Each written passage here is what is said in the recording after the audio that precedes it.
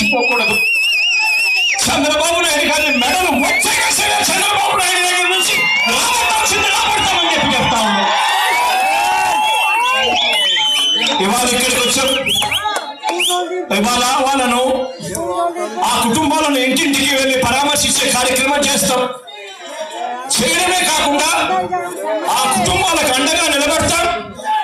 ఆ కుటుంబాలకు మా పార్టీ తరపు నుంచి చేయవలసింది మేము చేస్తాం.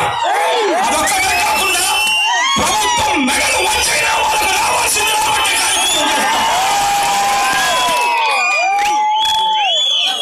ఇవాళ కూడా